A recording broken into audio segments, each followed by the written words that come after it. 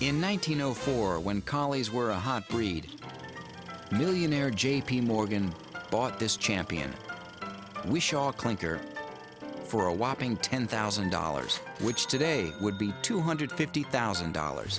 Later, the Tales of Lassie made her the most famous dog in the world. She even has her own star on the Hollywood Walk of Fame. But collie intelligence and devotion are anything but fiction. In 1923, Bobby walked 3,000 miles from Indiana to Oregon to find the loved ones he lost on a family vacation. Okay, so the collie, let's face it, it's the Boy Scout of the dog world. Collies were developed centuries ago in the hills of Scotland and Wales to be man's all-around helper, herder, guard dog, and devoted companion. Their name actually comes from a black-faced sheep that they used to herd, and it's called a collie. Most folks believe collies are the descendants of dogs that came to Great Britain with the Roman invaders of 50 BC. These were crossed over the centuries with native Scottish dogs, giving the breed its wide assortment of colors: sable, tricolor, white, and blue merle. Later, this dog, the Borzoi, entered the mix. The dogs with the arched back and the really long faces, that's why the collies have that really, really long face. According to the American Kennel Club, collie ears should always be folded at the tip, never fully pricked like a German Shepherd's. The early breeders were adamant about certain attributes in their special canine assistants. They needed to have a long, thick double coat, both for weather resistance in the harsh Scottish climate and to protect the collie's throat in skirmishes with predators. Dogs with this rough coat were more commonly herders, while the smooth coat collies were more suited to driving the herd to market.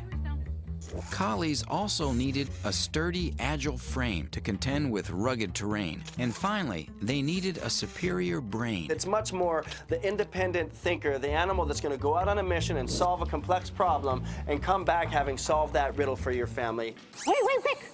Quick! When it comes to herding, collies have the whole package. They stalk and eye their charge without following through with the kill. Go buy out! Much better. And they have the smarts to learn what their handlers want. An ability that comes from their intense natural affinity for humans. Come on, Willow! Collies have few health issues. They are prone to hip dysplasia, progressive retinal atrophy, and should never be given a dog drug for skin disorders called ivermectin.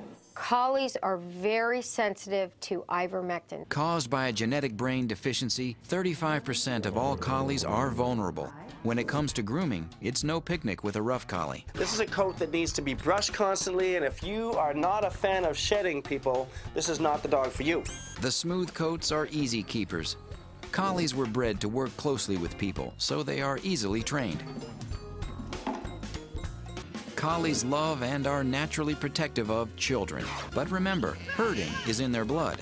The collie report card then looks like this. They're good in heat and cold and can live in small spaces if exercised every day.